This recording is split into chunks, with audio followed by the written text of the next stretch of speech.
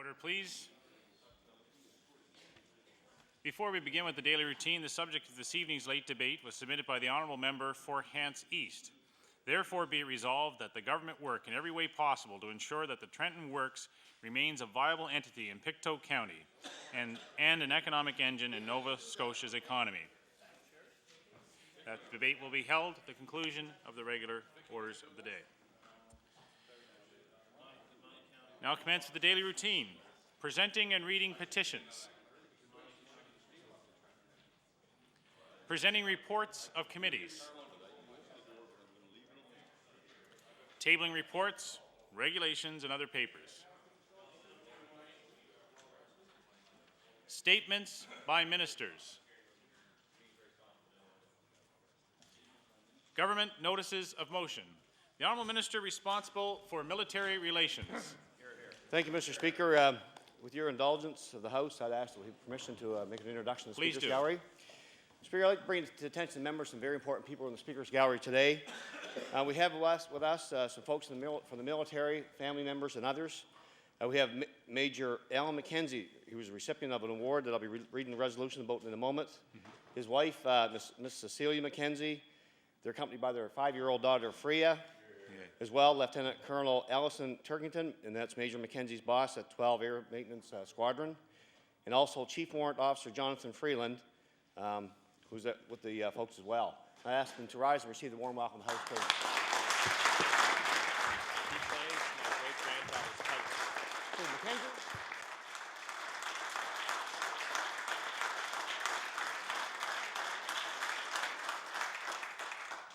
I understand as well, I've just been informed, Mr. Speaker, that Mr. McKenzie plays the Premier's great-grandfather's pipes. Is that correct? Wonderful. There are. Connection to the House. Mr. Speaker, hereby give a notice on a future day I shall move the adoption of the following resolution.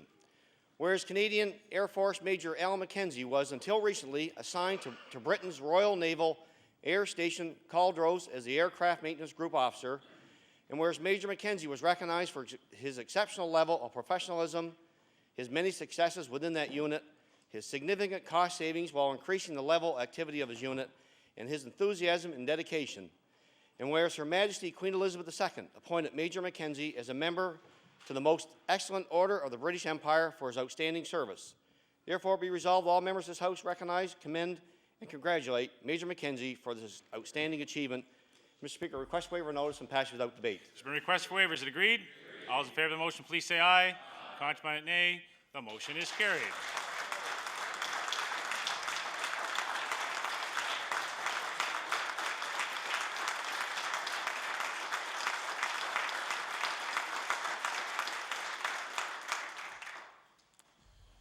The Honourable Minister of Natural Resources. Thank you, Mr. Speaker. Mr. Speaker, I hereby give notice that on a future day I shall move the adoption of the following resolution. Whereas the Forest Products Association of Nova Scotia has been an advocate of responsible forest management and an agent of education about forestry in Nova Scotia since the mid-1930s, and whereas the Forest Products Association of Nova Scotia works to conserve the productivity of our province's forests, to sustain natural ecological processes, and to provide continuing recreational and cultural benefits to Nova Scotians. And whereas the Forest Products Association of Nova Scotia will conduct its 73rd annual general meeting in Halifax on January 18th to 19th.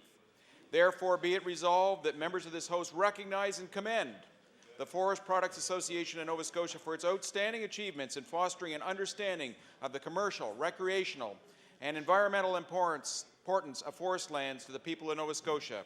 And Mr. Speaker, I request waiver of notice and passage without debate. There's been a request for waiver. Is it agreed? All those in favour of the motion, please say aye. Contrary, nay. Motion is carried. The Honourable Minister of Energy. Yes, thank you, Mr. Speaker. Mr. Speaker, I hereby give notice that on a future day I shall move the adoption of the following resolution. Whereas Cape Breton Power Limited and Glace Bay Lingan Wind Power Limited have expanded their Lingan wind farm by investing in 5 new wind turbines. And whereas upon installation of these wind turbines, the Lingan wind farm will have the capacity to generate about 54 gigawatt hours of energy annually. And whereas the renewable energy produced is enough to supply over 6,000 homes in Cape Breton region. Therefore, be resolved that the members of this House congratulate the Cape Breton Power Limited and Glace Bay Lingan Wind Power Limited for their leadership excellence and their commitment to providing Nova Scotians with renewable energy. And I asked for your blessing upon this resolution, Mr. Speaker. Waiver of notice and passage without debate, I assume the honourable member is trying to say. There's been an interesting request for a waiver. Is it agreed? All those in favour of the motion, please say aye. Contrary, nay. The motion is carried.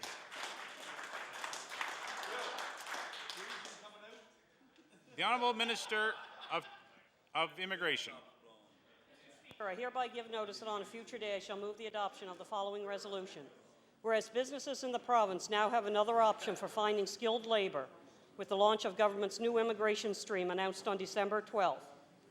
And whereas the new family business worker category is open to relatives of Nova Scotia employers in need of skilled labour who are qualified to do the job. And whereas immigrants are more likely to settle in the province if they have family here and there are job opportunities. Therefore, be it resolved, all members of the House encourage business operators in their areas who meet the criteria to use this new stream as a means of meeting their labour market needs. Mr. Speaker, I request waiver of notice and passage without debate. There's been a request for waiver. Is it agreed? All those in favour of the motion, please say aye. Contrary, nay. The motion is carried. The Honourable Minister of Tourism, Culture and Heritage. Thank you, Mr. Speaker. And Mr. Speaker, I hereby give notice that on a future day I shall move the adoption of the following resolution.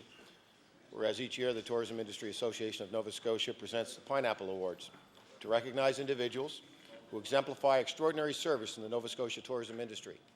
And whereas visitors themselves nominate the individuals who go above and beyond to enrich their stay and help create the memorable moments they cherish forever. And whereas in 2006 recipients were Mr. Jonathan Marchand, Dundee Resort, Mr. and Mrs. Roger and Mary Ann Rolfe, Big Lake, Mr. Robin White, Burncoat Head Park, Hants County, Ms. Therese James, Halifax International Airport, and Ms. Carolyn Wagner, Bear River Visitor Information Center. Therefore, be it resolved that all members of this House congratulate all the 2006 Pineapple Award winners and acknowledge their outstanding contribution to the tourism industry and to Nova Scotia.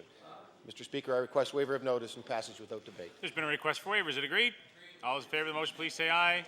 Contrary, nay. The motion is carried. The Honourable Minister of Education. Mr. Speaker, I hereby give notice that on a future day I shall move the adoption of the following resolution. Whereas according to the annual Canadian Tobacco Use Monitoring Survey, smoking rates among Nova Scotians continue to decline with a 13% drop for 15 to 19-year-olds in 2006. And whereas the Cole NDA, a Cheticamp school of approximately 240 students from grades primary to 12, has a 0% smoking rate. And whereas students and staff of Ecole NDA were honoured by the Northern Inverness Community Health Board with a special plaque that recognizes the achievement, therefore be it resolved that all members of this House congratulate the staff and students for being great role models for healthier lives for all Nova Scotians. Mr. Speaker, I request waiver of notice, passage without debate. There's been a request for waiver. Is it agreed? All those in favour of the motion, please say aye. Contrary, nay. The motion is carried. The Honourable Minister of Justice. Thank you, Mr. Speaker. Mr. Speaker, yesterday in the House I'd indicated that I would be announcing today who the new Freedom of Information and Protection of Privacy Officer is for the province. I'd really hope to have her in the House today to meet all members. Unfortunately, she couldn't be here, but I would like to read this resolution, Mr. Speaker, and she will be here on a future date to meet all members. Whereas Dulcie McCollum, former Ombudsman for the province of British Columbia, has been selected as Nova Scotia's new Freedom of Information and Protection of Privacy Review Officer and will oversee how the provincial government protects the privacy of Nova Scotians and handles requests for information. And whereas Ms. McClellan received her law degree from the University of Victoria and has particular experience in administrative and human rights law, and over the past 30 years has held positions in both private practice and in the public sector. And whereas Ms. McClellan is highly qualified and will bring tremendous expertise and knowledge to this office, particularly in the area of children's rights, services for persons with disabilities, and justice issues. Therefore, be resolved, all members of this House congratulate Ms. McClellan on her position and thank her for taking on the important role of ensuring that Nova Scotia's rights of access and privacy are respected. Mr. Speaker, I request waiver of notice and pass without debate. There's been a request for waivers. Is it agreed? All those in favour of the motion, please say aye. Contrary, nay. Motion is carried. The Honourable Minister responsible for the status of women. Mr. Speaker, I hereby give notice that on a future day I shall move the adoption of the following resolution. Whereas investing in Nova Scotians builds on our province's prosperity. Whereas in Nova Scotia, less than 5% of women are employed in trades and 17% in technology fields that offer better wages and where employers face skills shortages. And whereas Women Unlimited is a Nova Scotia pilot project that introduces women to non-traditional careers and links them to opportunities with supportive employers and community organizations. Therefore, be it resolved, all members of the House thank the Women Economic Equality Society, Hypatia Association, and Nova Scotia Community College and their partners, the Nova Scotia Department of Education, Community Services, Office of Economic Development, and the Advisory Council on the Status of Women, as well as Service Canada and Status of Women Canada for developing this excellent program. Mr. Speaker, I request waiver of notice and passage without debate. There's been a request for waiver. Is it agreed? All those in favor of the motion, please say aye. Contrary, nay. Motion is carried. The Honourable Minister of Tourism, Culture and Heritage. Thank you again, Mr. Speaker. And Mr. Speaker, I hereby give notice that on a future day I shall move the adoption of the following resolution. Whereas the Tourism Partnership Council is an industry-led partnership that leads planning for the success in Nova Scotia, and whereas the Council has launched a new tourism plan for 2007 and beyond that recognizes the new realities of today's competitive global tourism marketplace and takes our marketing efforts into a new, more focused direction to ensure our industry continues to grow. And whereas one of the tactics in the plan is to use Google Earth to link potential visitors to novascotia.com, where they'll see vignettes giving them engaging samples of Nova Scotia, and we're the first in the world to do this. Therefore, be it resolved that all members of the House recognize the Tourism Partnership Council's leadership in developing this plan and support members of the tourism industry across the province as they find ways to help implement it through their day-to-day business. Mr. Speaker, I request waiver and passage without debate. There's been a request for waiver. Is it agreed? All those in favor of the motion, please say aye. Contrary, nay. Motion is carried. The Honourable Minister of Education. Mr. Speaker, I hereby give notice that on a future day I shall move the adoption of the following resolution. Whereas last year, 45 students in grades 4 to 8 at Elizabeth Sutherland School in Spryfield performed Skyhawk the Musical, a fictional story with a safe schools message set in their community. And whereas the musical was a collaborative effort showing that bullying is something students, teachers, parents, and the community need to address together. And whereas Elizabeth Sutherland School won an ECMA nomination for the musical, therefore be it resolved that all members of this House congratulate the staff and students of Elizabeth Sutherland School for earning this prestigious nomination and send best wishes to the cast when the awards are awarded next month in Halifax. Mr. Speaker, I request waiver of notice, passage without debate. There's been a request for waiver. Is it agreed? All those in favor of the motion, please say aye. Contrary, nay. Motion is carried.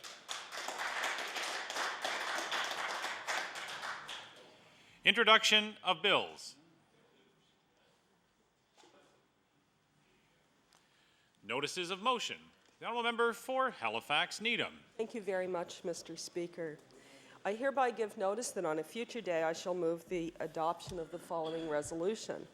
Whereas the Criminal Injuries Compensation Program was established in 1981, and whereas the aim of this program was to acknowledge the harm done to the person resulting as a result of violent crime and to assist in easing the victim's financial burden by paying for certain personal injury costs relating to the crime, and whereas the former Ham government eliminated this program in 2000, leaving victims of violent crime to deal with the financial burden often associated with the Criminal Act on their own, therefore be it resolved that the Minister of Justice make every effort to bring back financial compensation for victims of violent crime who were close to 70% women under the former program, many of them assaulted by a spouse or an intimate partner.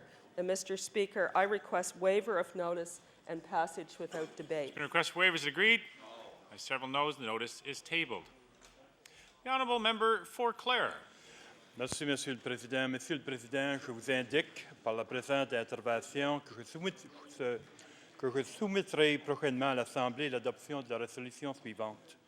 Attendu que Patricia Thériault du Centre préscolaire de la Baie-Sainte-Marie s'est vue attribuer le certificat de mérite du Premier ministre pour son travail dans le domaine de l'éducation des jeunes enfants. Attendu que ce prix récompense les éducatrices qui font preuve d'un engagement remarquable dans le domaine du développement des jeunes enfants et qui s'efforcent de proposer à leurs élèves des techniques pédagogiques innovatrices qui leur fournissent une base solide pour l'apprentissage. Attendu que le dévouement de Mme Thériault lui a permis d'élaborer des approches enrichissantes afin de toucher tous les enfants dont elle a la charge, tout en les encourageant à développer leurs compétences linguistiques en français et leur culture francophone. Il est donc résolu que les membres de la présente Assemblée adressent à Patricia Thériault leurs félicitations et leurs meilleurs vœux de réussite dans la poursuite de sa carrière. Monsieur le Président, je demande à l'Assemblée de bien vouloir renoncer à l'avis préalable et procéder à l'adoption de cette résolution sans débat.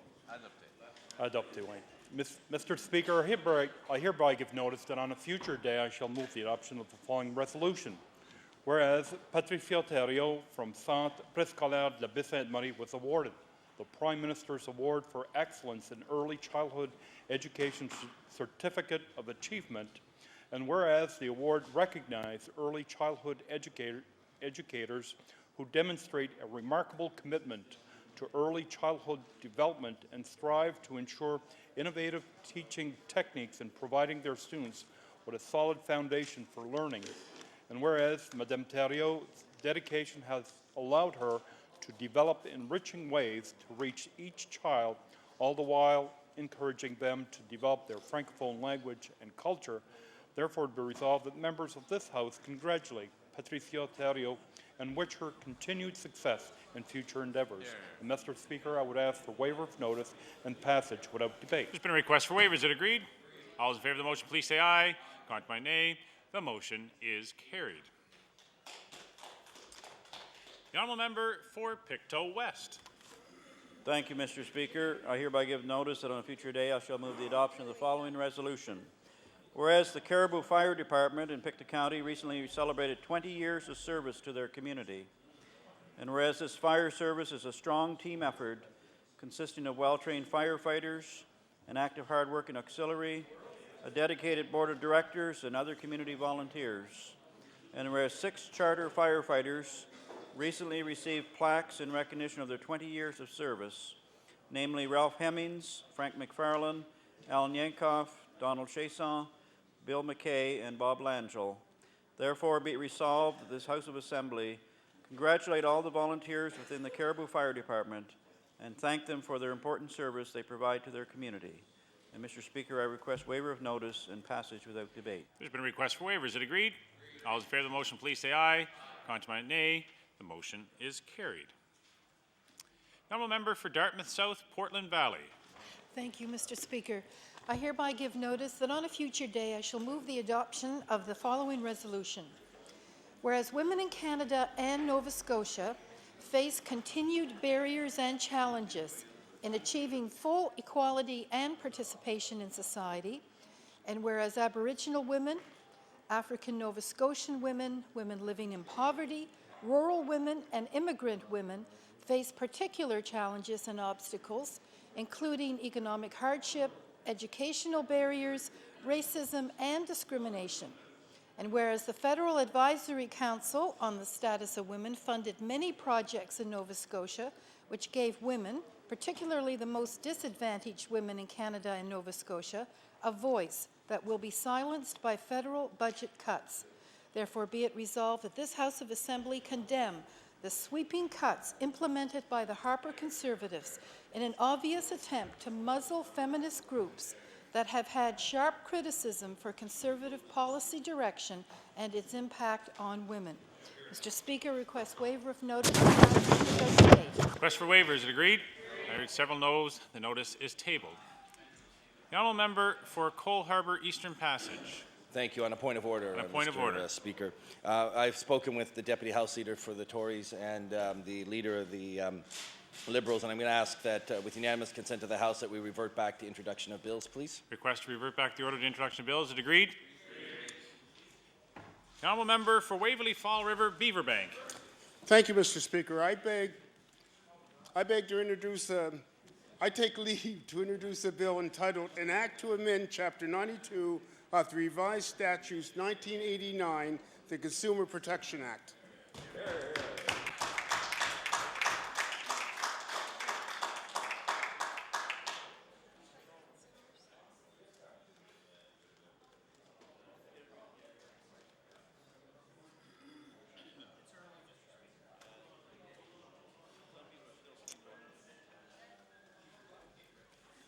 The honourable member for Waverley Fall River Beaverbank begs leave to introduce a bill entitled An Act to Amend Chapter 92 of the Revised Statutes 1989, the Consumer Protection Act. Bill 133, entitled An Act to Amend Chapter 92 of the Revised Statutes 1989, the Consumer Protection Act. Ordered that this bill be read for a second time on a future day. The honourable member for Queens. Thank you, Mr. Speaker. I beg leave to table a bill entitled An Act to Amend Chapter 2 of the Revised Statutes 1989, the Adult Protection Act.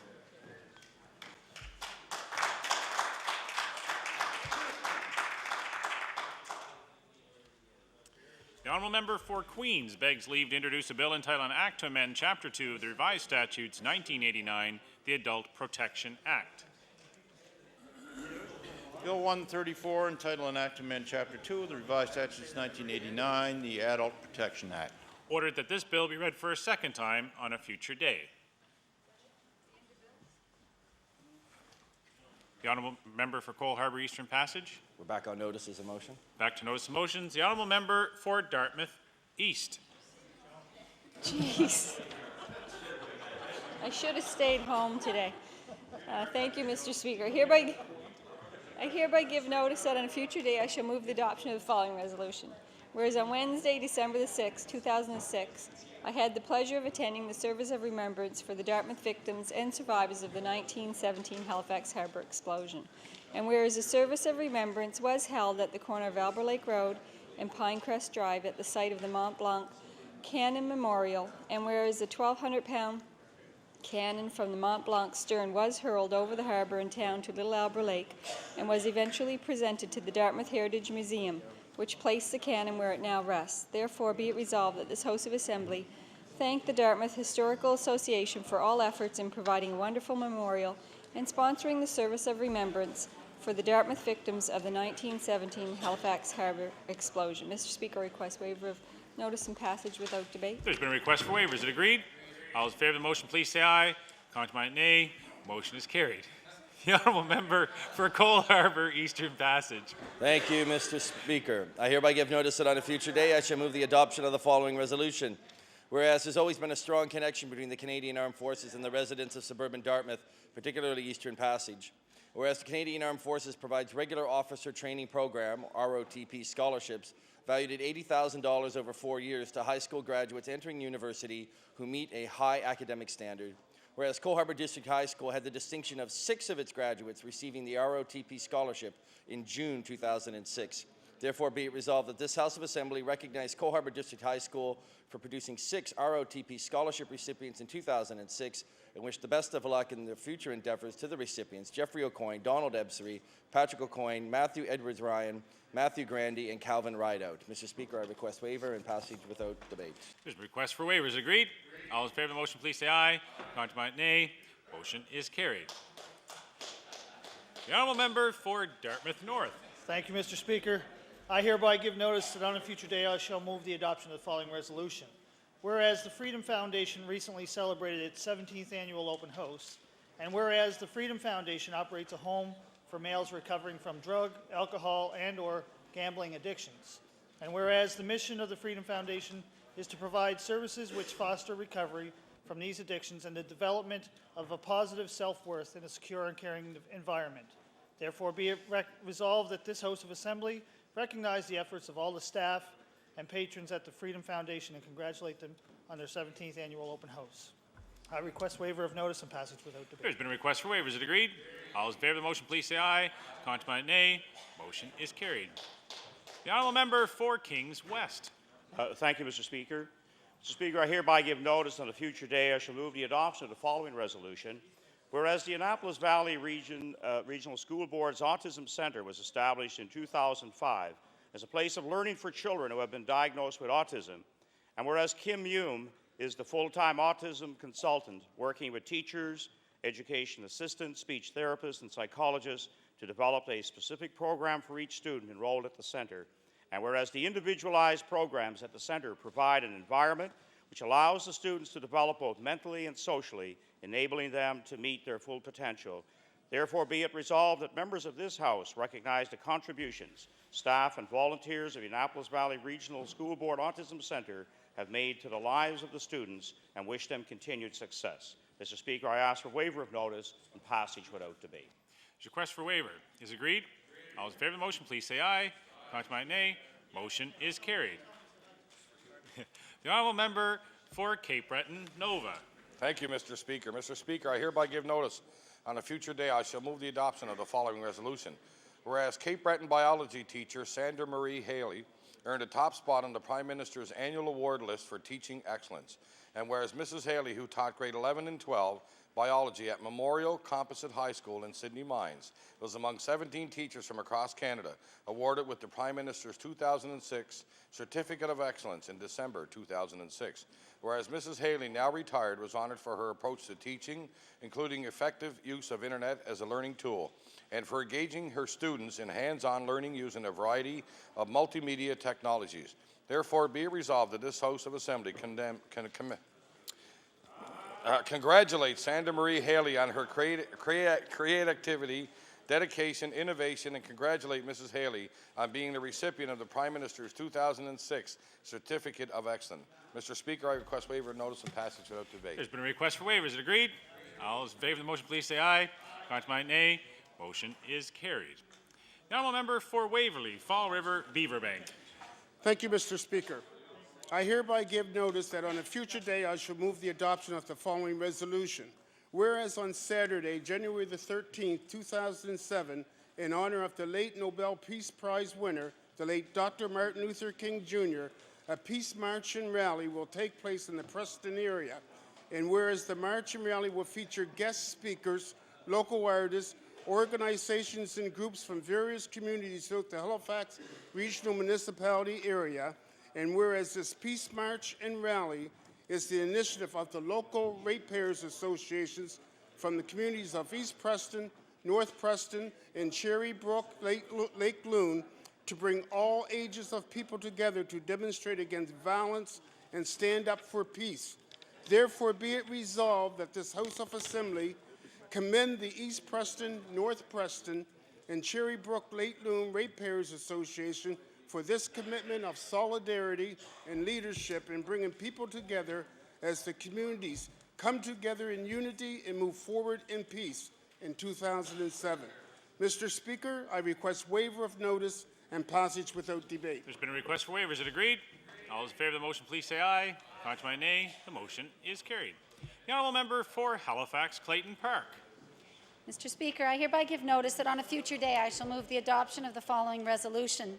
Whereas the first Saturday of every month, the grade 6 students at Duke Danville School in Halifax hold a bottle drive in an effort to raise funds for the year-end school trip.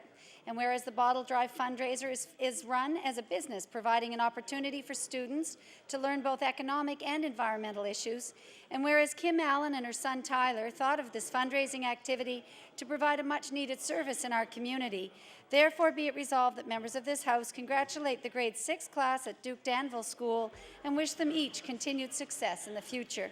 Mr. Speaker, I ask for waiver of notice and passage without debate. There's been a request for waiver. Is it agreed? All those in favour of the motion, please say aye. Contrary, nay. The motion is carried. The honourable member for Queens. Thank you, Mr. Speaker. I hereby give notice that on a future day I shall move the adoption of the following resolution. Whereas Kejimkujik National Park has put in place the Kejimkujik Walk of Honor to recognize the hours of time volunteers have contributed to the various volunteer initiatives at the park. And whereas these volunteer initiatives includes species at risk monitoring, Kejimkujik Loon Watch, Trout Monitoring, Friends of Keji Cooperating Association, and the Campground Host Program. And whereas volunteers at Kejimkujik National Park have logged more than 47,000 volunteer hours since the year 2000, Therefore, be it resolved that this House of Assembly recognize Reg Bairn for his dedication of more than 5,500 volunteer hours at Kedjamakuchi National Park and his Lifetime Achievement Award of the Key to Kedge. Mr. Speaker, I request waiver of notice and passage without debate. There's been a request for waivers. Is it agreed? All those in favor of the motion, please say aye. Contrary, nay. Motion is carried. The honourable member for Halifax Atlantic. Mr. Speaker, I hereby beg leave to introduce the following resolution. Whereas food production is hardly an industry but more of a necessity, and if our farmers starve, then we starve. And whereas pork producers have visited the House of Assembly 2 days in a row this week and have been told that there is no available support for them. And whereas yesterday, after the pork producers left the House, members of the legislature were served pork chops in the legislature's cafeteria, but these were not local pork chops. Therefore, be it resolved that this House ensure that food served in the House of Assembly is local food and supports the province's farmers in future. Mr. Speaker, I hereby beg leave I hereby ask for waiver of notice and passage without debate. There's a request for waivers. Agreed. I hear several noes. The notice is tabled. No. Order, please. Order, please. Just with regards to the use of electronic equipment, and while I admire the ingenuity, and I would note from yesterday in debate in the House, there was use of computer in referencing a website. The difficulty with that is, while it may be practical for use for your own purposes, during the course of debate, and there's no ability to table what is being seen from an electronic device in the House should someone question the information that's submitted. So I would just note that the use of electronic devices and with resolutions for the Hansard, that usually copies are provided to the pages for the record of the House. So I would ask that all resolutions brought forward be in paper copy in the chamber. The honourable member for Dartmouth South, Portland Valley. Thank you, Mr. Speaker. I hereby give notice that on a future day I shall move the adoption of the following resolution. Whereas on December 13, 2006, the United Nations adopted a landmark convention regarding the rights of persons with disabilities, and whereas in March 2007, the member countries of the United Nations will begin voting to ratify this convention and its optional protocols, which would make the convention international law, protecting the rights of disabled persons everywhere. And whereas Canada has demonstrated its leadership with prior UN conventions, and our country should be among the first members to ratify the convention and protocols in March. Therefore, be it resolved that this House of Assembly signify its approval today of the UN Convention on the Rights of Disabled Persons, and that the members here strongly encourage the federal government to move forward with voting for ratification of the convention and adoption of the optional protocols. Mr. Speaker, request waiver of notice and passage without debate. There's a request for waiver. Is it agreed? I hear noes. The notice is tabled. The honourable member for Kings West. Thank you, Mr. Speaker.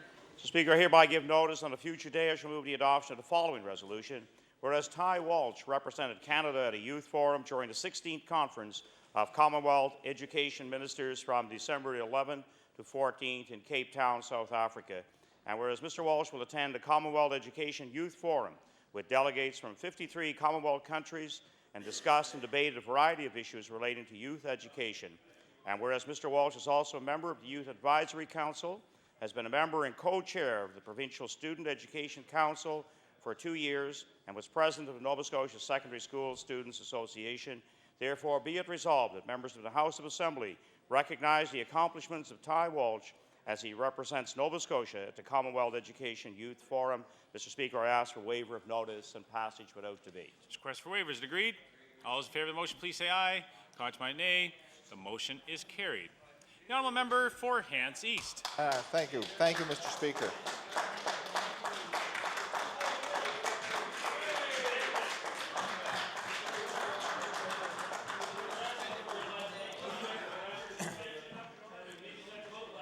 And just think if I had made it to leader, Mr. Speaker.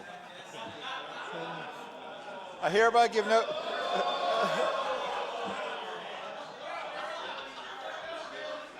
Is the House ready for the vote?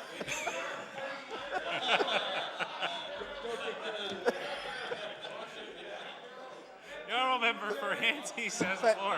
Thank you, Mr. Speaker. I hereby give notice that on a future day I shall move the adoption of the following resolution. Whereas economic development in rural areas is best served by engaging local talents and interests, and whereas a local central office facilitates the exchange of ideas and initiatives between local leaders and government partners.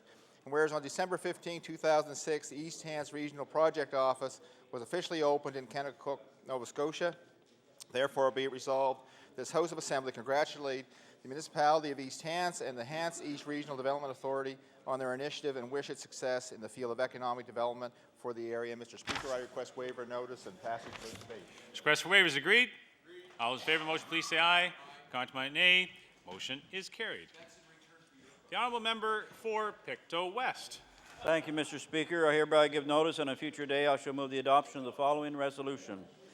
Whereas the Ship Hector Foundation recently received the Tourism Innovator Award at the Tourism Ministry of Nova Scotia 2006 conference for marketing Pictou County with distinctive murals on the sides of tractor trailers.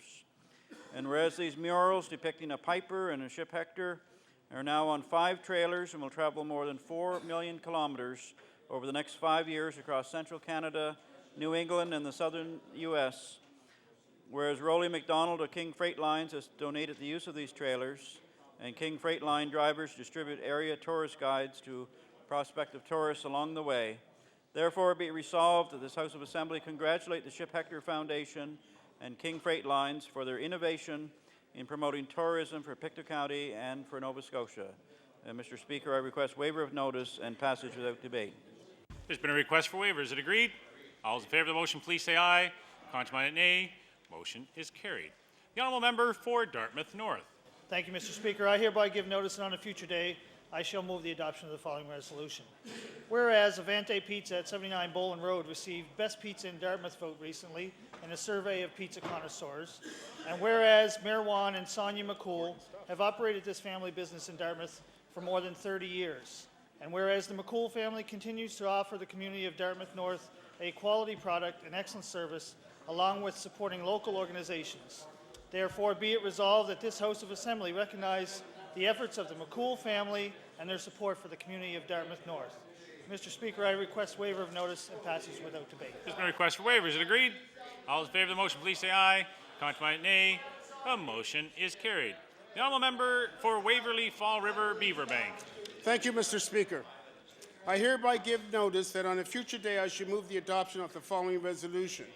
Whereas Dr. Henry Vernon Bishop is a well-known and respected Nova Scotian historian, curator, writer, musician, and artist, and whereas Dr. Bishop has worked for decades to empower African Canadians and to foster an understanding and appreciation of African Canadian history and culture through his role as chief curator for the Black Cultural Centre for Nova Scotia, and whereas Dr. Bishop's outstanding work and achievements were recognized in November 2006 in the form of Morehouse College's prestigious Gandhi King Ikeda Award given to those who contribute to the peace-based work of Mahatma Gandhi's, Dr. Martin Luther King Jr., and Dr. Dasaiki Ikeda.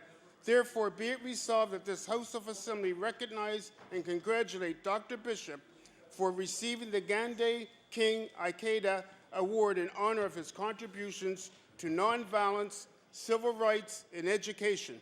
Mr. Speaker, I request waiver of notice and passage without debate. The request for waiver is it agreed? All those in favor of the motion, please say aye. Contrary, nay. Motion is carried. The honourable member for Queens. Thank you, Mr. Speaker. I hereby give notice that on a future day I shall move the adoption of the following resolution. Whereas 10 years ago, the Queen's Community Health Board presented their first Well Women's Day, and whereas this year's educational sessions were added to expand the services offered to the women of Queens County, and whereas the Well Women's Day held at the Queen's General Hospital provides women with many services for the betterment of their health. Therefore, be it resolved that this House of Assembly recognize the 10 years of work the Queen's Community Health Board has provided to the women of Queens County. Mr. Speaker, I request waiver of notice and passage without debate. It's been a request for waiver. Is it agreed? All those in favor of the motion, please say aye. Contrary, nay. Motion is carried. The honourable member for Halifax Clayton Park. Mr. Speaker, I hereby give notice that on a future day I shall move the adoption of the following resolution. Whereas the Rockingham United Church plays an active role in our community, hosting social and fundraising events that provide the church with the ability to provide assistance to those in need. And whereas the annual art auction for 2006 held at the Rockingham Church was a tremendous success. And whereas the auction is an opportunity for local artists to display and sell their works at an event that provides a social occasion for the church and the wider community, therefore be it resolved that members of this House congratulate Rockingham United Church members on their successful art auction and their continued commitment to help people in our community and around the world. Mr. Speaker, I ask for waiver of notice and passage without debate. There's been a request for waiver. Is it agreed? All those in favour of the motion, please say aye. Contrary, nay. Motion is carried. The Honourable Leader of the Official Opposition. Thank you very much, Mr. Speaker. I hereby give notice that on a future day I shall move the adoption of the following resolution. Whereas Annapolis Valley Radio invited its listeners to express their views on the crisis in the Nova Scotia pork industry, and whereas dozens of listeners responded instantly, many sending messages of support signed by their entire family for the pork farmers whose industry supports some 1,000 jobs in the Annapolis Valley. And whereas AVR has kindly sent their listeners' comments to all MLAs, so each of us in the House could recognize the depth of feeling on this issue. Therefore, be it resolved that this House congratulate AVR, Magic 94.9, and 1450 CFAB for initiative and leadership in helping Annapolis Valley residents give voice to their support for the pork industry. And Mr. Speaker, I would request waiver and passage without debate. Request for waiver is agreed. All those in favour of the motion, please say aye. Contrary, nay. The motion is carried. Honourable member for Timberley Prospect. Thank you, Mr. Speaker. I hereby give notice on a future day I shall move the adoption of the following resolution. Whereas today, January 11th, 2007, marks the birth date of the grand old man of Canadian politics, Sir John A. Macdonald.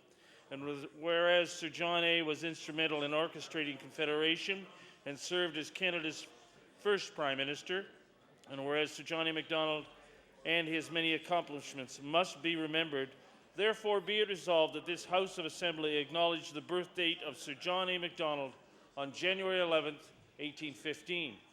Mr. Speaker, I ask for waiver and passage without debate. There's a request for waiver. Is it agreed? All those in favour of the motion, please say aye.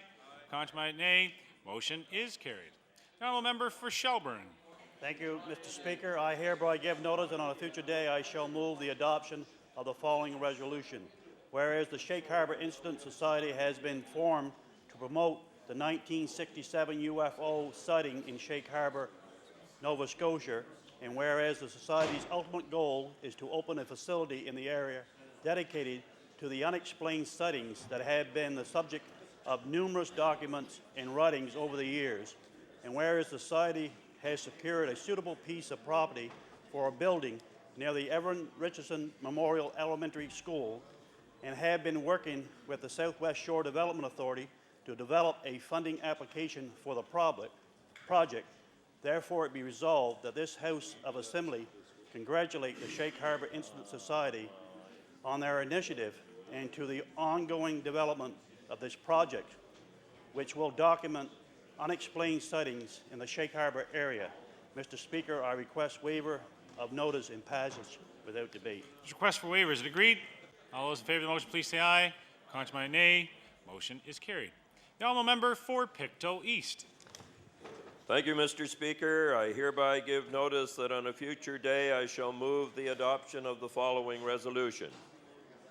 Whereas the International People to People was founded by former U.S. President Dwight Eisenhower and will hold an international leadership summit in Los Angeles in July 2007, and whereas Jordan Francis of Pictou Landing First Nation was nominated to attend the 2007 summit based on outstanding scholastic merit, civic involvement, and leadership potential, and whereas Jordan Francis met the rigorous academic and leadership criteria and was chosen to attend this summit that focuses on leadership, team building, and community services.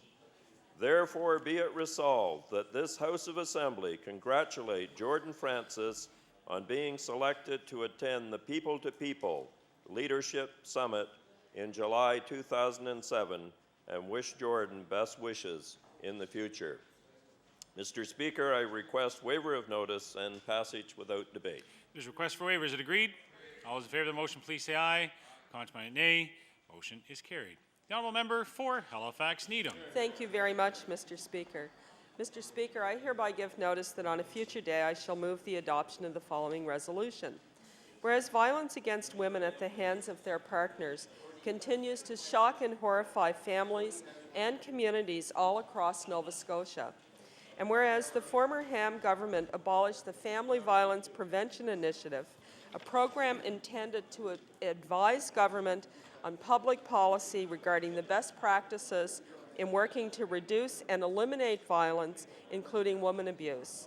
And whereas the continued incidence of violence against women resulting in their death demonstrates this program should not have been eliminated, and that there is a continued need for an initiative such as the Family Violence Prevention Initiative.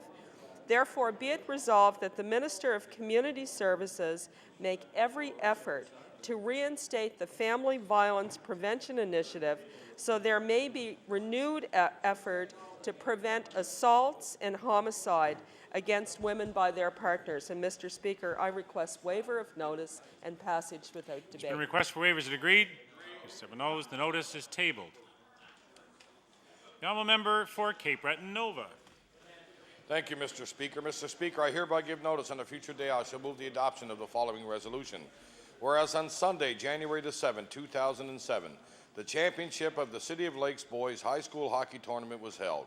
And whereas the Sydney Academy Wildcats defeated the J.L. Elsley Judges 3-2 to capture championship's honors. And whereas Josh Hall, with his second goal of the game, scored at 2:28 in overtime to secure the title for the Wildcats, who finished the tournament with a record of 5 wins and 1 loss.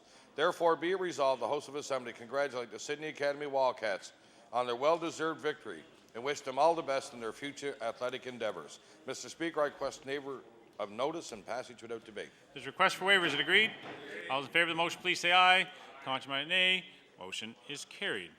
The honourable member for Halifax Atlantic. Mr. Speaker, whereas music is the real heartbeat of culture and music education is well known to be reliably correlated with academic success of all kinds, and whereas the J.L. Ilsley family of schools in Halifax Atlantic has produced a wide variety of professional musicians and has most recently earned an ECMA nomination for the musical Skyhawk, written for Elizabeth Sutherland School by Principal Glenn Taylor and music teacher Bernard Curtis Williams. And whereas Deborah Bruce and Linda Rosborough, both residents of Halifax Atlantic, have just received emerging musicians grants, therefore, be it resolved that this House commends students and professional musicians of Halifax Atlantic and resolve to ensure that music remains part of education throughout the province's schools. Mr. Speaker, I request waiver of notice and passage without debate. There's been a request for waiver. Is agreed? All those in favor of the motion, please say aye. Contrary, nay. Motion is carried. The honourable member for Timberley Prospect. Thank you, Mr. Speaker. I hereby give notice on a future day I shall move the adoption of the following resolution. Whereas in December 2006, the St. Margaret's Bay Lions Club held their annual Christmas tree sale to raise funds for needy families in our communities. And whereas this annual event continues to be successful because of the efforts of the dedicated volunteers of the St. Margaret's Bay Lions Club, whereas the St. Margaret's Bay Lions Club, under the leadership of King Lion Rennie Smith, look forward to a successful 2007 serving the communities of the St. Margaret's Bay area. Therefore, be it resolved that the Nova Scotia Legislature congratulate and thank the members of the St. Margaret's Bay Lions Club for their continuing fundraising efforts. Mr. Speaker, I ask for waiver and passage without debate. There's been a request for waiver. Is it agreed? All those in favor of the motion, please say aye. Contrary, nay. Motion is carried. The honourable member for Shelburne. Thank you, Mr. Speaker. I hereby give notice that on a future day I shall move the adoption of the following resolution. Whereas Our Salute to the Veterans and War Brides, a CD by Len Kroll Evergreen Trio, is a collection of music from the 1940 era, and whereas it is estimated that Evergreen Trio has played in as many as 115 different locations throughout Nova Scotia, not counting the approximately 300 performances at the local Barrington Lions Hall over the years entertaining seniors. And whereas the 15-track CD features many songs performed by the trio during the year of the veteran programs, therefore it be resolved that this House of Assembly congratulate Evergreen Trio on the successful launch of their new CD, Our Salute to Veterans and War Brides, and for performing for our seniors over the years. Mr. Speaker, I request waiver of notice and passage without debate. There's been a request for waiver. Is it agreed? All those in favor of the motion, please say aye. Contrary, nay. Motion is carried. The honourable member for Pictou East. Thank you, Mr. Speaker. I hereby give notice that on a future day, I shall move the adoption of the following resolution. Whereas the Canadian Business Hall of Fame has named only 147 laureates since its inception in 1979, and whereas David Sobey and Donald Sobey hold a multitude of national honors from the retail sector and a plethora of community service recommendations and commendations, and whereas David Sobey and Donald Sobey have recently been named to the Canadian Business Hall of Fame as Sobey's 100th year of serving customers draws near in 2007, therefore be it resolved that this House of Assembly acknowledge the contributions of David and Donald Sobey to the business community and congratulate both David and Donald on being named to the Canadian Business Hall of Fame.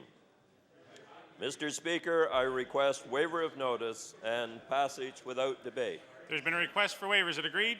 All those in favor of the motion, please say aye. Contrary, nay. Motion is carried. The honourable member for Halifax Citadel. Thank you, Mr. Speaker. I hereby give notice that on a future day I shall move the adoption of the following resolution. Whereas Stephen Harper's federal government recently announced the closure of 12 regional Status of Women Canada offices, including the Halifax location, as part of the overall budget cutback of $5 million announced in September. Whereas Status of Women Canada has played a crucial role in funding independent gender-based research and policy analysis, supporting grassroots women's organizations, and monitoring Canada's progress in achieving gender equality, and each of these roles will be severely compromised, if not altogether eliminated, by the office closures. Whereas the closure of the Status of Women Canada office is one more addition to a long list of cuts and policy changes executed by the Harper government that together amount to an ideological attack on women's equality in Canada. Order, please. Therefore, the motion's out of order. It's too long. Next member. Before we proceed with the orders of the day, another motion, resolution. The honourable member for Halifax Citadel. Thank you, Mr. Speaker. I'll try and keep it shorter this time. I hereby give notice that on a future day I shall move the adoption of the following resolution. Whereas the African Canadian Transition Program at the Nova Scotia Community College's Akerley campus was launched in September 2006 and officially inaugurated in December 2006. Whereas the African Canadian Transition Program gives African Nova Scotian students an opportunity to complete the requirements of their high school diploma.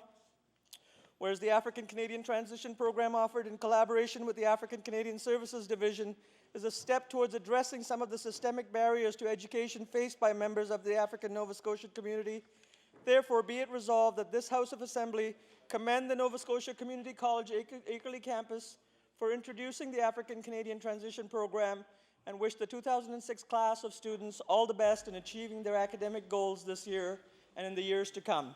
Mr. Speaker, I request waiver of notice and passage without debate. There's a request for waiver. Is it agreed? All those in favor of the motion, please say aye. Contrary, nay. That motion is carried. Before we proceed, as Speaker, I'd like to do an introduction in my gallery today. There's 3 constituents of mine from Cape Breton North, and that being Ian McDonald, Diane McDonald's wife, and Jennifer McDonald, their daughter. Jennifer's been part of my riding executive, as well as Ian was my official agent the last election. So I'd ask all members to give a warm welcome to the House today.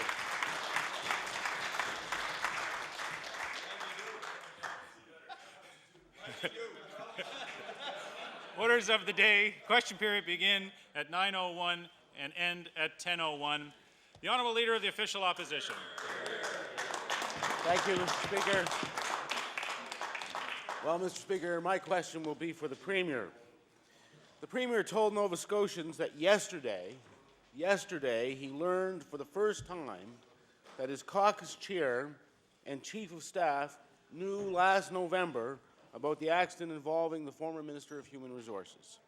Now, Mr. Speaker, this could only be true if even as late as yesterday morning, the Premier had never asked his own staff and caucus colleagues what they knew about the accident. So my question then is to the Premier, what direction had the Premier given his staff about the kind of information they were to share with him and the kind of inquiries they were supposed to make when potential misconduct by a minister came to light? The Honourable the Premier. Mr. Speaker, I stand by the information that I shared in the last number of days. But, Mr. Speaker, the facts are, Mr. Speaker, that the Chief of Staff indicated the timelines that he had yesterday evening. And, you know, they are what they are. And while the opposition wants to continue focusing on this issue, we're going to continue focusing on the issues that Nova Scotians want to talk about. And that's growing the economy in the province, Mr. Speaker. They can continue that.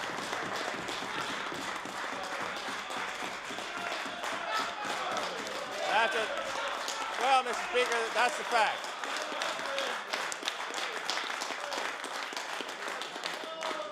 No, Mr. Speaker, we have an official opposition that wants to tax and spend and tax and spend. We have an official opposition, Mr. Speaker, that wants to nationalize jobs in our province by putting in public insurance and raising the premiums of Nova Scotians.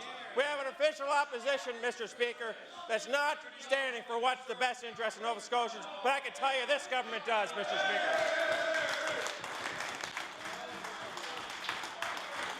The Honourable Leader of the Official Opposition on your first supplementary.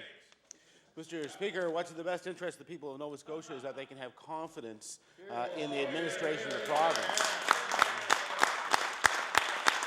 What's in the best interest of the people of Nova Scotia is that they can have a little trust and respect for the people who are running their province.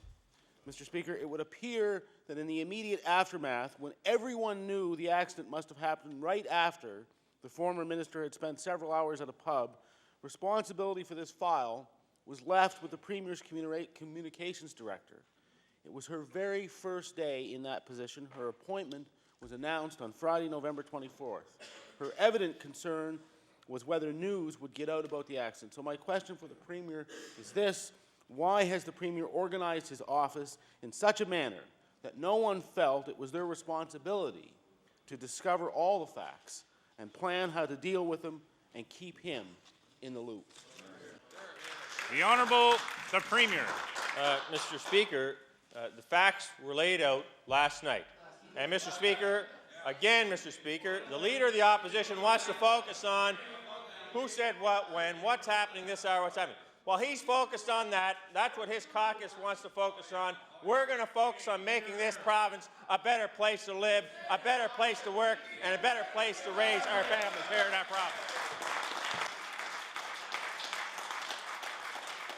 The Honourable Leader of the Official Opposition on your final supplementary. Well, Mr. Speaker, that's his position now. I'm sure he'll have a different one in about 5 minutes if things keep on as usual. Mr. Speaker, Nova Scotians expect that the Premier of this province is in charge. The Premier and his team are expected to direct the government of Nova Scotia.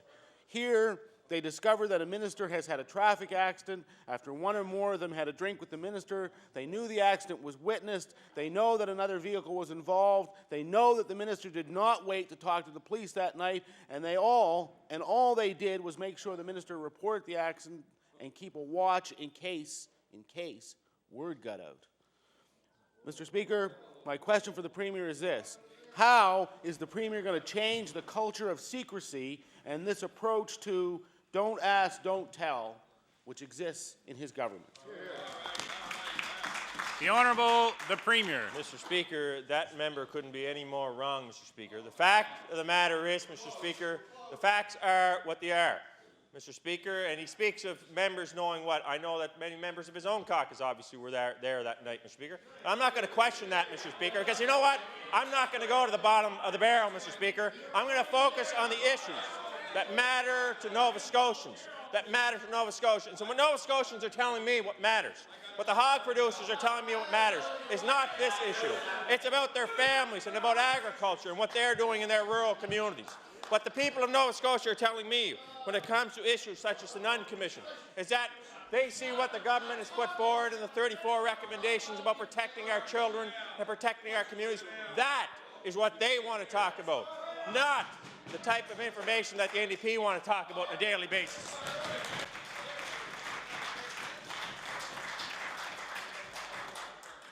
I see everyone's had their Wheaties this morning. The Honourable Leader of the Liberal Party. Mr. Speaker, what Nova Scotians are talking about, what they want us to talk about, is why did the Minister of the Crown resign? And why is there so much lack of confidence in this government? Mr. Speaker, the Premier's Chief of Staff finally broke his silence with reporters last night and told the truth, or what we are to believe is the truth, about when he was made aware of the MLA for Cumberland North's accident. Despite earlier reports that the Deputy Premier was the first to be made aware of the MLA for Cumberland North's accident when the police called his deputy on November 29, we now know that Chief of Staff Bob Chisholm was made aware of the accident on the night it happened by a phone call from Tory caucus chair, the MLA for Cape Breton West, who drove past the accident that evening. We also know that Mr. Chisholm called the Premier's Communications Director that same night to advise her of the accident. The Premier told the press yesterday that the first he heard of the caucus chair's phone call was yesterday, as it happened here in the House. The Premier has surrounded himself with people who apparently pick and choose what they tell their leader. Therefore, my question to the Premier is, in light of everything that has taken place, does the Premier still have faith in his Chief of Staff and Director of Communications? The Honourable the Premier. Absolutely. The Honourable Leader of the Liberal Party on your first supplementary. Mr. Speaker, your own Chief of Staff, your right-hand man, your most trusted advisor, non-elected, took it upon himself to investigate the facts surrounding this accident. He admitted that he had suspicions concerning the fact that the MLA for Cumberland North had full disclosure, and he also had suspicions that alcohol may have been involved, but he did not ask because, truthfully, he didn't really want to know the answer. The Premier's Chief of Staff and Communications Director both spoke with the MLA for Cumberland North and believe his version of a minor traffic accident. Yet the government now knows that the police were trying to reach the driver of a vehicle involved in a hit-and-run on the night of November 23rd, and the Chief of Staff, Mr. Chisholm, had real concerns and suspicions about the MLA for Cumberland North's version of events. Even after the story broke, senior staff failed to properly prepare the Premier with all the information, factual or conjecture, with what was at their disposal. Therefore, my question to the Premier, is it a written or verbal policy used by your staff in limiting what information and facts that they provide you with? The Honourable the Premier. Mr. Speaker, again, as I said on a previous answer to the Leader of the Opposition, Mr. Speaker, the facts are what they are. If the interim Leader of the Liberal Party wants to focus on that issue, that's fine. If that's what the Liberal Party wants to focus on, Mr. Speaker, they'll continue to sit in third place. The Honourable Leader of the Liberal Party on your final supplementary. You know, Mr. Speaker, there was no doubt before today that the Premier was out of touch with Nova Scotians' concerns, and today he's proving them right once again, just how out of touch he is. The facts are, Mr. Speaker, that several members of the Premier's senior staff, 3 members of his caucus, including the MLA for Cumberland North, and both the Deputy Minister of Transportation Public Works and Fleet Manager knew of this accident before the Premier. Yet while the Premier tells Nova Scotians that he was completely left in the dark, it is he who accepted the resignation of the Minister of Human Resources. Therefore, my question to the Premier, you have gone through the embarrassment of not being told of the events surrounding this accident by your most trusted advisors. Therefore, my question to you today, will you finally show leadership and tell Nova Scotians the real reason why the former Minister of Human Resources resigned? The Honourable the Premier. Well, obviously, Mr. Speaker, he did the honourable thing and resigned. You know what? Because you know what, Mr. Speaker? When an individual does not, Mr. Speaker, when an individual as a member,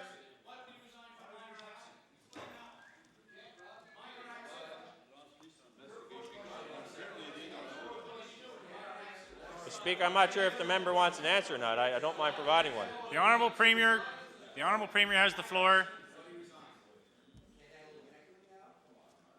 Mr. Speaker, when any member of the Executive Council does not follow what I believe to be a code of conduct of a minister, Mr. Speaker, and the code which is expected to be followed, they should resign, Mr. Speaker, and the member did so. The Honourable Leader of the Official Opposition.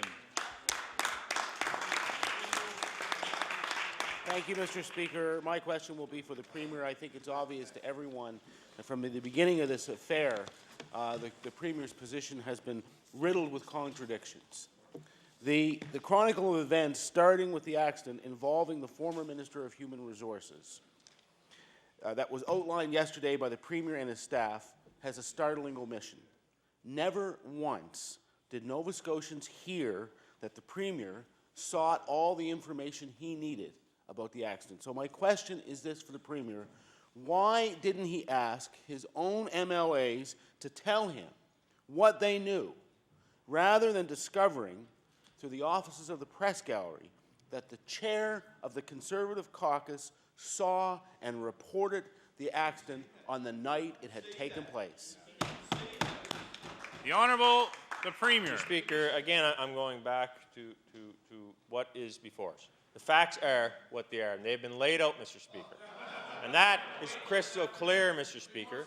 And, Mr. Speaker, the fact is that while, as I mentioned earlier, the Leader of the Opposition wants to continue focusing on that, then let them do that. I'm going to focus on making sure the people of our province have a better transportation system here in our province. I'm going to make sure, Mr. Speaker, that the people in HRM have a good, solid education and dealing with issues such as the school board. While that leader wants to focus on other things, we're going to focus on what really matters to the average Nova Scotian. The Honourable Leader of the Official Opposition on your first supplementary. Well, Mr. Speaker, if the Premier thinks this doesn't matter, he hasn't read a newspaper, he hasn't watched a newscast, he hasn't listened to a hotline, he hasn't been in touch with a single Nova Scotian, because everywhere we go in the province, this is what people are talking about, Mr. Speaker. The Premier has spent much of this week not answering questions when, in fact, he should have been asking the tough questions much earlier, back on December 4th, when apparently he was first told about the accident. Everyone who learned the date of the accident quickly realized where the former minister had almost certainly been before he got in his car and drove home. So my question is this, Mr. Speaker: did the Premier recognize the significance of the date, or was it drawn to his attention so that he too understood the potential seriousness of the minister's departure from the scene of the accident? Order, please. Order, please. If people want to hear answers, I have to be able to hear the question. And I'd appreciate that people would allow their own members to be heard when they're asking a question. The Honourable Leader of the Official Opposition on your question. I'll repeat just the question, Mr. Speaker. Did the Premier recognize the significance of the date, or was it drawn to his attention so that he understood the potential seriousness of the minister's departure from the scene of the accident before speaking with police? The Honourable the Premier. Mr. Speaker, I have been very clear as the information provided to me on December the 4th, and I stand by what I've said. The Honourable Leader of the Official Opposition on your final supplementary. You know, Mr. Speaker, it's easy to understand how the Premier and his colleagues must feel about how the former minister's behaviour has affected them. It is much less easy to understand how the Premier, the Deputy Premier, the Chief of Staff, and the rest of the Tory team could leave themselves so vulnerable to the truth coming out against their wishes and hopes. So my question, Mr. Speaker, is this, and let me repeat it for the Premier, because he avoided it in earlier question periods: what lesson has he learned from this incident? The Honourable the Premier.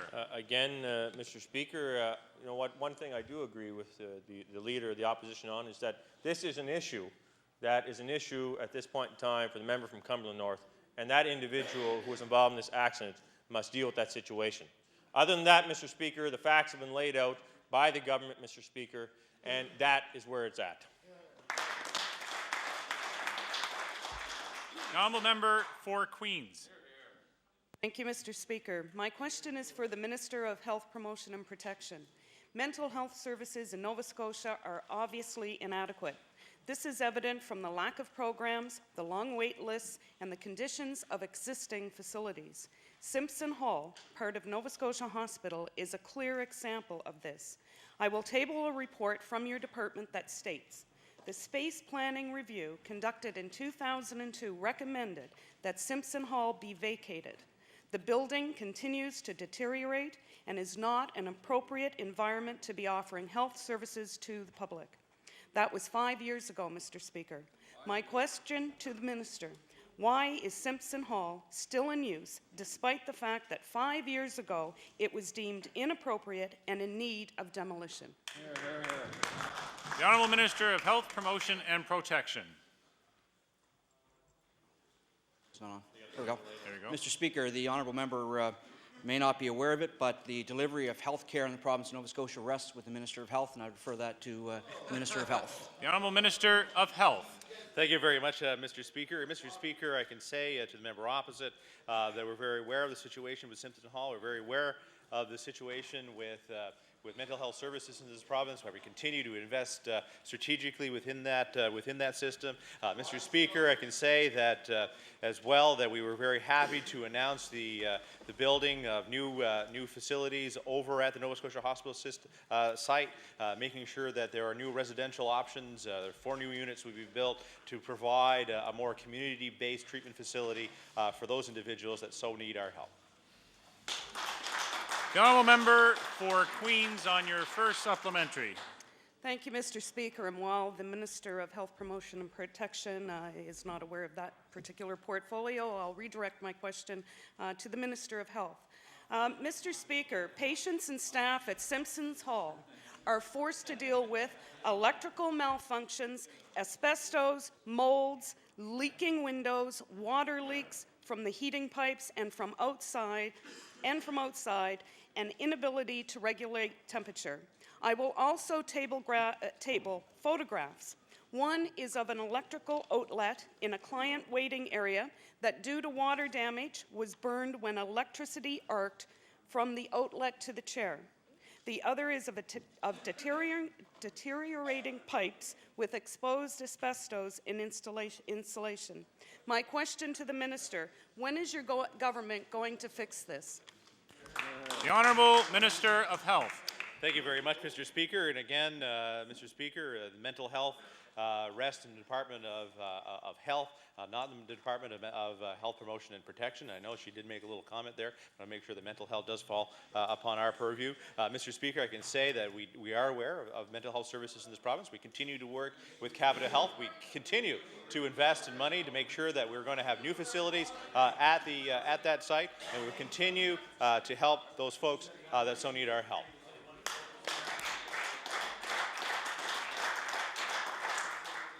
The honourable member for Queens on your final supplementary. This is one problem in government, I guess, where departments are obviously Order, in please. silos. Order, please. Order. I expect that all members of this House are cognizant of the ministries and the portfolios that are held, and there's a reason there's critics in caucuses and the opposition, and that's to understand what those ministries are and the responsibilities. So please do not confuse the individual responsibilities of that. So I don't mind the badgering back and forth, but more appropriately, members do know who holds which portfolio and what those critic responsibilities are. The honourable member for Queens on your final supplementary. Mr. Speaker, the next photographs I will table are of pipes and concrete erosions at Simpson Hall caused by water damage. This is clearly unacceptable. When I received those photographs, I was totally appalled. Please note that when looking at these photos, that between 150 and 200 people breathe this air and enter this building every day. My question, why are the mentally ill in our province being treated in such a deplorable condition? And what are you doing to make their and staff's lives safer and healthier? The Honourable Minister of Health. Thank you very much, Mr. Speaker. And Mr. Speaker, I'll continue to reiterate that we continue year over year to put substantial investments into mental health to make sure that we have the right services in the right places. Mr. Speaker, I can say that we have done a fair amount of work with the Nova Scotia site, making sure that we're going to have those more community-based facilities. We're building four pieces there at the cost of millions of dollars, and we'll continue to make that investment in healthcare in Nova Scotia as we had year over year. The Honourable Leader of the Liberal Party. Mr. Speaker, we can clearly sense the frustration of the Premier in wanting to move on to other issues, and before doing that, Nova Scotians are asking themselves this government's competency in being able to handle the other issues of importance to Nova Scotians in light of their inability to handle this issue in front of us. Mr. Speaker, Nova Scotians are trying to look at all the facts. One day a statement's made, the next day a Chief of Staff comes back and says, no, I misled Nova Scotians, here's what really happened, and Nova Scotians are trying to judge exactly who knew what and when, including the Premier himself. Mr. Speaker, what the Premier has told us is that he was only told that the MLA for Cumberland North was involved in a minor traffic accident. Yet, while he tells us he was left in the dark of all this new information, it is he who accepted the resignation of the former Minister of Human Resources. Therefore, Mr. Premier, on behalf of Nova Scotians, will you today tell this House what did the MLA for Cumberland North do to violate the code of conduct for which you accepted his resignation? The Honourable the Premier. Obviously, Mr. Speaker, I wasn't provided with all the information, and the Minister did what he should do, step down. The Honourable Leader of the Liberal Party on your first supplementary. Well, yet the Premier still stands here and tells us it was just a minor accident. And he didn't give you the details surrounding a minor accident. That is what the Premier said, and he says it's not his words. Well, he's been repeating them for the last week and a half, that it was simply a minor accident, and now he's telling us because he was not told the details around the minor accident that that's why he accepted the resignation. Mr. Premier, no one believes that. Not one Nova Scotian believes that. I know you don't believe that. I don't think any of the people sitting around you believe that. So, Mr. Speaker, it comes down again to a question of credibility in this Premier when no one is actually believing what he is saying. Now, Mr. Speaker, that's a judgment Nova Scotians are making on you now, Mr. Premier, not my own judgment. We have been giving you an opportunity for the last 3 days to ask you to put questions to your own ministers and everything else. Therefore, I ask you again, Mr. Premier, is it still your statement that you did not have any more information than what you claimed to have the day you accepted the Minister of Human Resources resignation? The Honourable the Premier. Yes, Mr. Speaker, and as I said, Mr. Speaker, I expect all ministers of the Crown to share relevant information with me. And if they are not sharing the relevant information with me, as the member did not, then yes, he should step down, as he did. Order, please. I just remind all honourable members when asking questions to any members of government to please direct them to the Speaker, to the member. The Honourable Leader of the Liberal Party on your final supplementary. Well, Mr. Speaker, as I said before, Nova Scotians simply do not believe the stories that they are being told. We have the Premier now today saying that he expects that his cabinet ministers are going to give him information. Does that mean he didn't expect it from his Chief of Staff? He didn't expect it from his Director of Communications? He's the one who allowed a press secretary, brand new, to come to this House and to give information that was clearly false and to present that to Nova Scotians, only to have his Chief of Staff turn around and say that he lied because it was not true. The Director of Communications stood there and said that she had not been truthful either. Order, please. To the Honourable...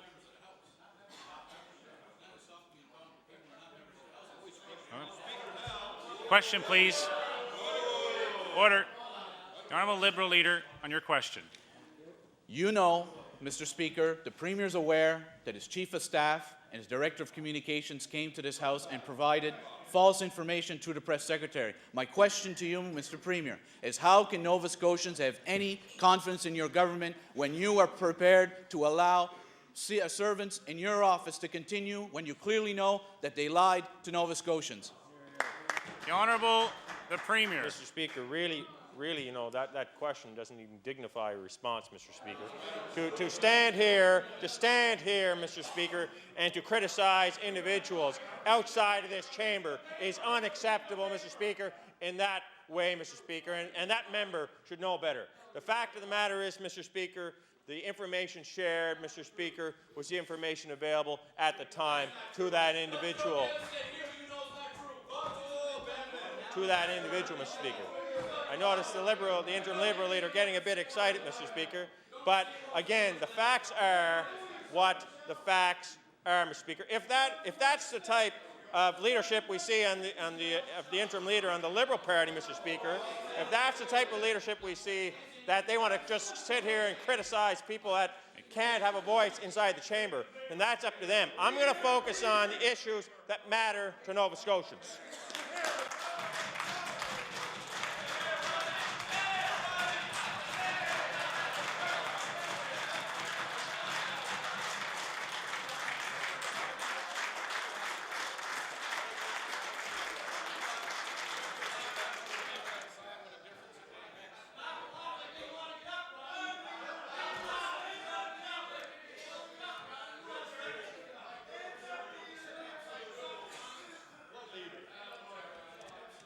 And here we thought fireworks were at night.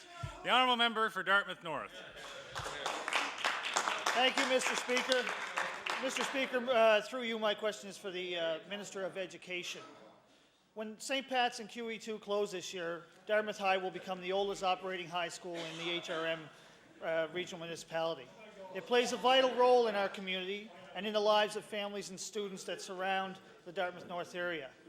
However, as the Minister may or may not be aware, that in September 2005, the former Halifax Regional School Board had recommended that $6 to $8 million be spent on renovations by the year 2008. My question for the Minister, through you, Mr. Speaker, is that can she confirm that the Dartmouth High School will be included in this year's funding allocations for school upgrades? The Honourable Minister of Education.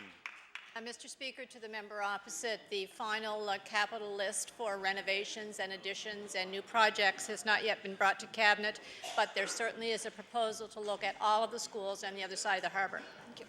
The honourable member for Dartmouth North on your first supplementary. Mr. Speaker, this money is long overdue, and less than $500,000 has been spent by the province on upgrading this school in recent years. In December 2005, the former minister stated that he would also bring this and present it to Cabinet in the near future.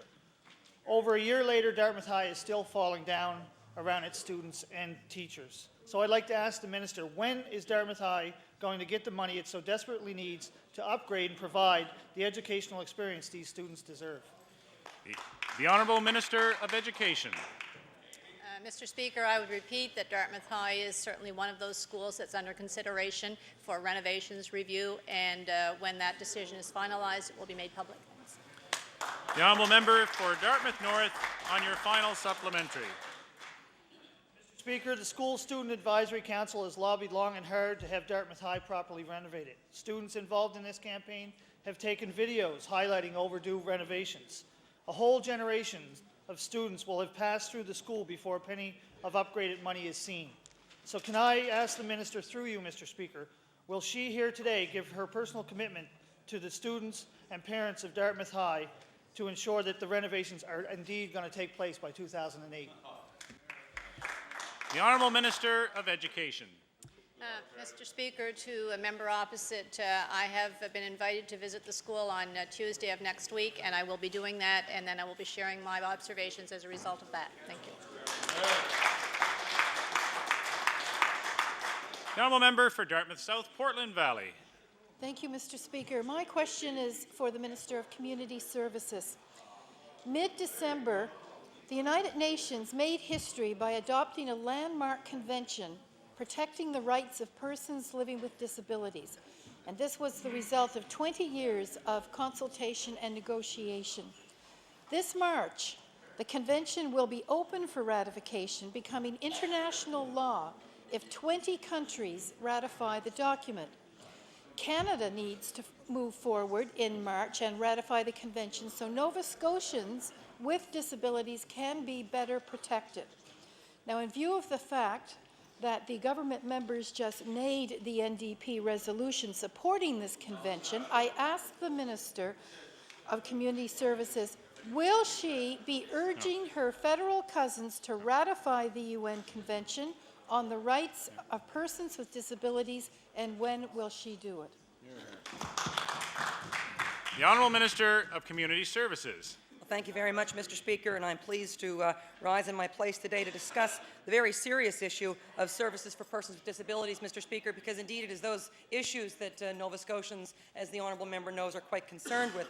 Mr. Speaker, we take very seriously the programs and the services we provide here in the province of Nova Scotia. I've met with the Commission on numerous occasions. We're moving forward with projects and goals that we have in common, Mr. Speaker. We will continue to do so in a cooperative, collaborative way. Mr. Speaker, I also have met with my federal counterparts on numerous occasions. I will be travelling to Ottawa in the very near future to meet with my new federal counterpart, and I look forward to all of the discussions, Mr. Speaker, that we will have together in the days to come. The honourable member for Dartmouth South, Portland Valley, on your first supplementary. Mr. Speaker, I'm not talking about services to persons with disabilities. I'm talking about an international human rights code.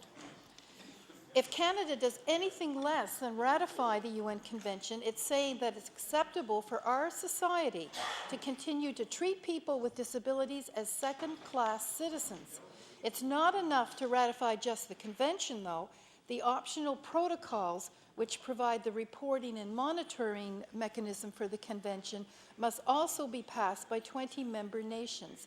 And I would suggest that many of those protocols will actually become the responsibility of provincial governments. So my question to the Minister of Community Services, as the minister whose responsibility it is to serve Nova Scotians with disabilities, when was she briefed on this convention?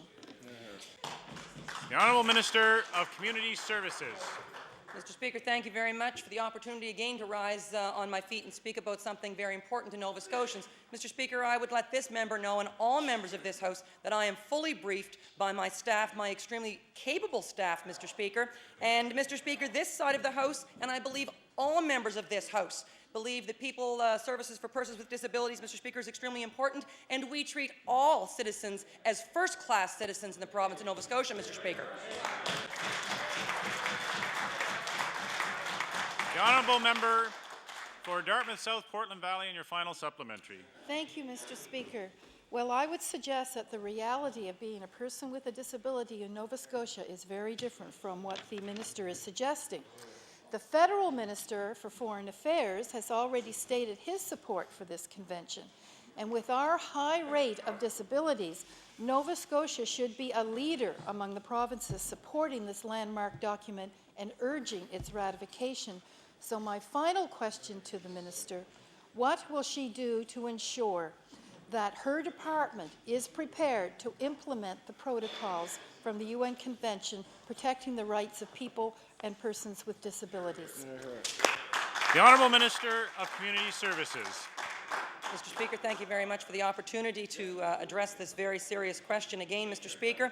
There's no question that the Nova Scotia Department of Community Services, along with the Nova Scotia Government, believes that all persons should be treated as first-class citizens, Mr. Speaker, and we will do everything that we can within our power and jurisdiction, Mr. Speaker, to promote that. The honourable member for Halifax, Clayton Park. Thank you, Mr. Speaker. My question this morning is to the Premier. Yesterday, we saw the Premier and the Minister of Finance completely ignoring the fact that they have shut the Auditor General's office out and refused access to information and documents that are relevant to the scope of their audits. The fact that the Auditor General has been denied access to documents and denied the opportunity to photocopy important documents is an affront to all Nova Scotians. Mr. Speaker, it's time for the Premier to turn his attention to the government's lack of financial accountability and openness and stop condoning the culture of cover-up, which is exhibited through the Auditor General's comments. My question, Mr. Speaker, to the Premier is, it's time to put the business of the people first, and will you apologize to the Auditor General's office for the disrespect that you've shown, or that staff has shown them in the civil service? Thank you. The Honourable the Premier. Mr. Speaker, there's no government in recent years that's more open and accountable than this government, Mr. Speaker. When we came in 1999, the Liberals left this province in a shambles. They left this province over $500 million in a deficit position, Mr. Speaker. They wouldn't follow generally accounting principles, Mr. Speaker. The fact of the matter is this government and the previous government, Mr. Speaker, have taken this province forward light years ahead of where the Liberals had left it in 1999. Order, please. I would just remind all members that yesterday I referred, when a previous member had been speaking, be very careful with the word cover-up in the House when referring to other members. The honourable member for Halifax Clayton Park on your first supplementary. Thank you, Mr. Speaker. And in response to the Premier, I think it's very important to mention that in this province, in June 2006, we had a new organization called the Right to Know organization formed because people don't have proper access to information. The costs are too high, and I'd be happy to table right here in the House a letter from that group. What province in Canada requires a Right to Know organization to pressure government to get better access to information? And this government as well won the 2004 award as the most secretive government in Canada. So this is no record for the government to stand on. They should be going as far as possible to be as open as possible to overcome that impression. Please. Thank you very much. I will ask you, how do you intend to deal, Mr. Speaker, my question for the Premier, how do you intend to deal with the clear obstruction of duty that is facing the Auditor General within some government departments? The Honourable the Premier. I refer that to the Minister of Finance. The Honourable Minister of Finance. Thank you very much, Mr. Speaker. Mr. Speaker, what the honourable member seems to forget, that there are literally thousands of transactions between the Department of Finance and other departments of government and the Auditor General every day, which occur without any difficulty. This government is committed to cooperating with the Auditor General. Certainly there will be time to time when there will be minor disagreements, but overall it is a good relationship and we're providing the information he needs. The honourable member for Halifax Clayton Park on your final supplementary. Thank you very much, Mr. Speaker. I reiterate again that it's unacceptable for our Auditor General, who reports here to the Legislature, to have difficulty seeing and accessing information. He should not have to waste his own time copying down by hand information that he's not allowed to photocopy and bring to his office. That's embarrassing, and it's bad for our government. It's a bad image for our province. We're all embarrassed by that sort of publicity.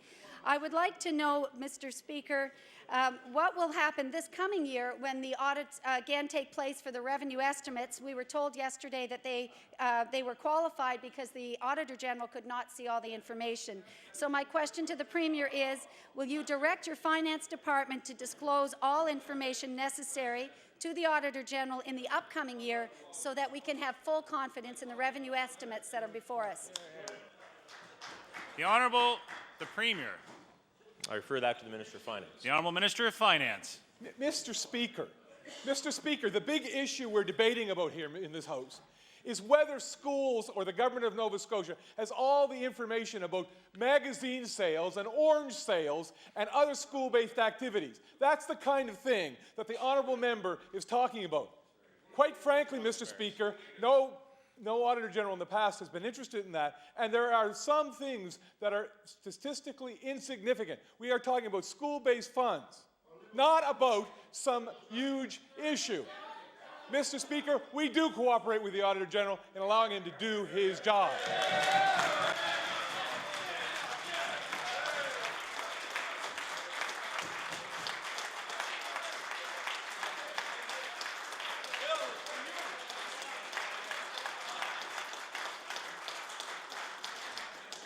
The honourable member for Timberley Prospect. Thank you. Thank you. Mr. Speaker, my question through you is to the Premier. In case the Premier isn't aware, I'd like to bring a concern of a Cabinet Minister to his attention. I will table documents including the letter from the Minister of Education on her constituency letterhead. And I highlight that by reminding the Premier this is on the Minister's constituency letterhead, in which on this letter She requests and outlines a turkey fundraiser in which members donate $100 and they get a tax receipt for that full donation amount and a $25 gift certificate for, of course, a turkey. So my question for the Premier is, was he aware of this fundraiser in Colchester North? The Honourable the Premier. There's only one turkey here. Mr. Speaker, Mr. Speaker, I was not aware in that particular riding that they were doing that fundraiser, but I am aware that it is a fundraiser done by our political party, and I would encourage all members of the House to buy a turkey if they get the chance. Honourable member for Timberley Prospect on your first supplementary. Mr. Speaker, for the Premier's edification, Mr. Speaker, for the Premier's edification, I'd like to table an explanation from the Canadian Revenue Agency regarding cash gifts with advantage. I quote, cash gifts with advantage. The rules clearly state that if a person benefits in a tangible way from a donation, such as getting a gift certificate, they are only eligible for a tax receipt for part of the donation. In other words, the member for Colchester North violated the Canadian and the Nova Scotian tax laws by issuing receipts for a full $100 and handing out the $25 gift certificate for turkeys as a fundraiser for the Progressive Conservative Association. My question to the Premier is, will the Premier uphold the Ministerial Code of Conduct when dealing with this fundraiser for the PCs on constituency letterhead? The Honourable the Premier. Mr. Speaker, the member is not one in this situation or with this fundraiser. Again, I'm dealing with a party matter here, Mr. Speaker, that would issue receipts. In fact, I would agree with the member that this letter should not have been sent out on MLA letterhead. In fact, Mr. Speaker, this was a party initiative, and Mr. Speaker, I'm sure that will never happen again. But again, Mr. Speaker, the member is asking a question which is a party question, not a government initiative. The Honourable Member for Timberley Prospect on your final supplementary. I'd like to compliment the Premier, and I know he hasn't had a lot of them lately. I'd like to compliment the Premier from this member in pointing out that the faux pas on constituency letterhead. Thank you. But the tax issue is a concern, and whether it's through ignorance or negligence, it's important that the matter be addressed. So my question to the Premier, what assurances can he offer that unlawfully gained money will be repaid to the taxpayers of this province immediately, as through this fundraiser from Colchester North? The Honourable the Premier. Well, Mr. Speaker, again, Mr. Speaker, I would disagree wholeheartedly with what the member is suggesting. In fact, I've stated that, of course, that shouldn't have went out on MLA letterhead. I'm sure it was an oversight. But, Mr. Speaker, again, he's asking a party question, not a government question. And I can assure that member that any fundraisers, as I'm sure with his party or any other party in this House, follow the appropriate rules that should be followed. Tax rule. I'm sure, Mr. Speaker, and I have no doubt that those appropriate rules were followed. And we would, Mr. Speaker, again, Mr. Speaker, he's dealing with a party issue, not a government issue, Mr. Speaker. And my understanding is that there was an opinion gained with respect to this to ensure that appropriate procedures were followed in this case. Again, it's a party question. The Honourable Member for Kings West. Thank you, Mr. Speaker. My question is to the Minister of Education. Mr. Speaker, on December 19, 2006, the Minister of Education invoked Section 68 of the Education Act, removed all governing authority from the dysfunctional Halifax Regional School Board. After a long and turbulent year of infighting, all governing authority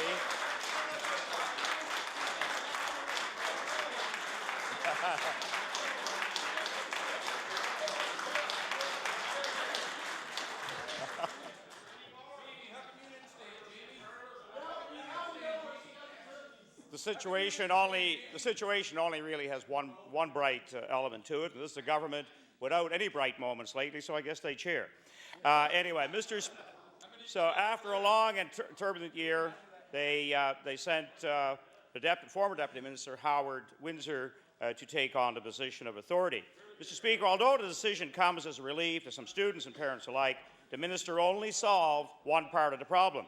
All dismissed board members will still receive their $8,200 annual stipend until board elections take place in October 2008. My question to the minister: can the minister tell Nova Scotians why these board members will still receive their stipends? The Honourable Minister of Education. Thank you, Mr. Speaker, and to the member opposite. I made the statement at the time that it was not within the authority that I had under the Act to remove that stipend, but I also made the statement that the whole issue of stipends is under review and information will be shared once it's available. Thank you. The Honourable Member for Kings West on your first supplementary.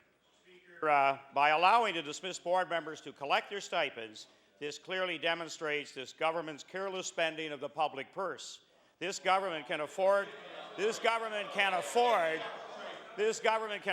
hand out stipends and lease $900 used vehicles, yet they can't afford to help farmers in their greatest time of need. Mr. Speaker, many Nova Scotians are outraged. Many Nova Scotians are outraged with the guaranteed stipends, and rightfully so. It is time that this government address the entire situation surrounding the Halifax Regional School Board and stipends members receive. My question to the minister: if the minister is currently unable to prevent dismissed board members from receiving their stipends, will the minister bring forth legislation to prevent similar situations in the future? The Honourable Minister of Education.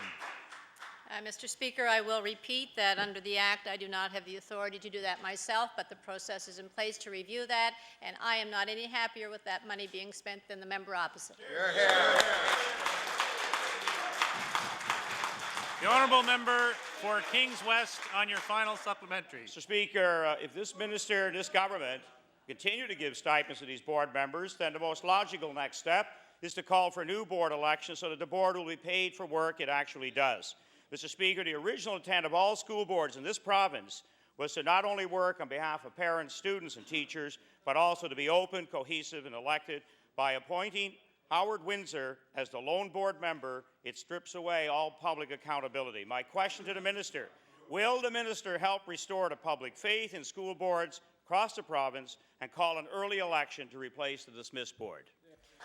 The Honourable Minister of Education.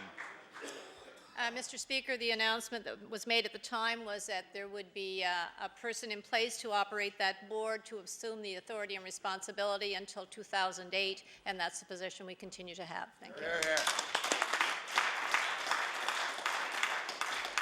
The Honourable Member for Waverley Fall River Beaverbank. Thank you, Mr. Speaker. Mr. Speaker, my question through you is for the Minister responsible for Human Resources. Just before Christmas, this government released a diversity report showing that less than 8% of government employees are from a minority group. This compares to nearly 12% within the general workforce of the province. In releasing this report, the government admitted it has much work to do. Yet, as evidence of the progress being made, they trumpeted things like offering 34 casual positions to individuals from minority groups. The unemployment rate within African Nova Scotian communities continues to be higher than among the general population. I ask the minister what specific steps have been taken to improve the job prospects of African Nova Scotians. The Honourable Minister of Human Resources. Thank you, Mr. Speaker. And that diversity report was tabled on November the 23rd. It indeed did show the statistics that the honourable member has indicated, and I will say that the diversity report was something that was put in place a few years ago. We are showing progress in that. No, we are not fully representative of the population that we serve, but we are making progress, and we will continue to do that. The Honourable Member for Waverley Fall River Beaverbank on your first supplementary. Thank you, Mr. Speaker. Mr. Speaker, my second question is for the Minister of Justice. In recent weeks, renewed public attention has been brought to the challenges facing our African Nova Scotian communities. Late last month, community leaders in North Preston, East Preston, Cherry Brook, and Lake Loon came together to seek justice in the shooting of some young African Nova Scotian men. This brings to mind the sad fact that African Nova Scotians continue to be overrepresented in the justice system. In light of the recent report of the McEnvoy inquiry, I asked the Minister what specific initiatives is his office taking to reduce the number of African Nova Scotian youth coming into conflict with the law. The Honourable Minister of Justice. Thank you, Mr. Speaker. And the inquiry the honourable member brings to the attention of this House is something I believe will change the face of not only in regards to how we deal with youth in conflict with the law, but as well across the 5 departments that came together yesterday, Mr. Speaker, to give our response. I can assure the honourable member opposite that the question he brings before this House today is a very important issue, that we will continue, as a government and my department will continue to ensure that we do everything possible we can, whether it's youth or adult in conflict with the law, to ensure that we provide protection for the communities of this province, but as well to ensure that we provide and put in place programs that will do everything we can to attempt to ensure that young people do not enter into conflict with the law. The honourable member for Waverley Fall River Beaverbank on your final supplementary. Thank you, Mr. Speaker. Mr. Speaker, my final question is for the Minister responsible for African Nova Scotian Affairs. Unresolved issues are unfortunately not uncommon when it comes to the treatment of African Nova Scotians. The community is still waiting for this government, HRM, and the federal government to arrive at a compensation arrangement with regard to Africville. To date, no such arrangement has been arrived at. Will the minister tell the House when he expects this compensation package, when this compensation package will be forthcoming? The Honourable Minister responsible for African Nova Scotian Affairs. Well, Mr. Speaker, I'll say to the member opposite that we've worked very closely with the Africville Genealogical Society. We were able to facilitate a meeting between the province of Nova Scotia, the federal government, Halifax Regional Municipality. That file is closer to be resolved now than it ever has been. And, Mr. Speaker, I look forward to the day when that file is completely resolved. However, the member opposite should be aware that the responsibility for that lies and rests with the municipality, Halifax Regional Municipality, Mr. Speaker. Honourable member for Sackville-Cobequid. Thank you, Mr. Speaker. My question this morning is for the Minister of Health. The Glades Lodge in Halifax is a nursing home that has been serving the community for over 30 years, Mr. Speaker. The care is excellent, but the building is old and cramped. A 2005 Department of Health study concluded that all of the building systems were at or past their useful lives, Mr. Speaker. A new building or a very substantial renovation are clearly needed, but the Department of Health has delayed this action for years, Mr. Speaker. So I ask the Minister of Health, when will the owners, the residents, families, and staff get an answer to the request for a new facility? The Honourable Minister of Health. Thank you very much, Mr. Speaker. And indeed, I've had this conversation a number of times with the member for Halifax Fairview, and I can say that we'll continue to work with the group. Just yesterday, we had the opportunity to talk about the continuing care strategy and the investments that we're making in that system. And I can tell the member opposite that this facility will be on a renovation list that I hope to be talking about in the very near future. The Honourable member for Sackville-Cobequid on your first supplementary. I hope the minister means in the very near future isn't years, Mr. Speaker, because it seems to be a trend in this province with this department and with this government to avoid doing the renovations and the construction needed, especially in the long-term care area, Mr. Speaker. On Wednesday, December 6th of 2006, my colleague, the member from Halifax Fairview, attended a meeting at Glades Lodge that was attended by the home's owners, residents, family, and staff. At that meeting, Mr. Speaker, Keith Menzies, the provincial director for long-term care, stated repeatedly that his recommendations concerning the future of Glades Lodge would be on the minister's desk before Christmas, Mr. Speaker. So my question to the Minister of Health is very simple. Is the recommendation now sitting on his desk for a new facility at Glades Lodge? The Honourable Minister of Health.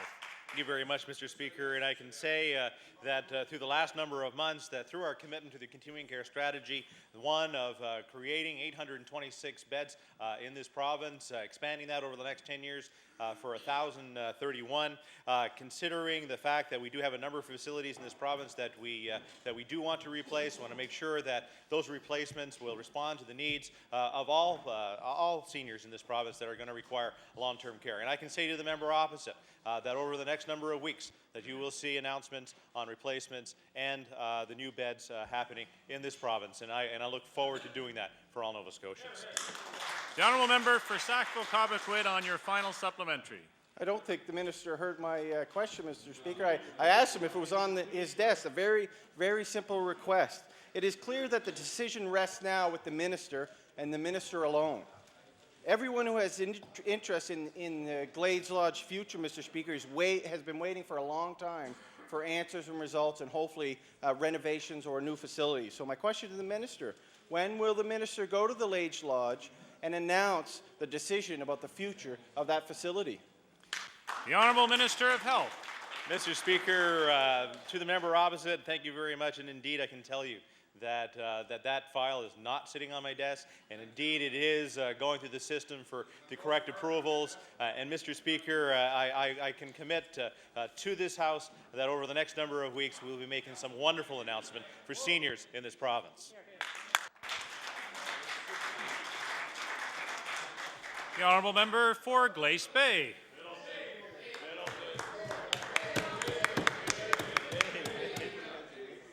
Mr. Speaker, I don't care how much they cheer me on. I'm not going over there.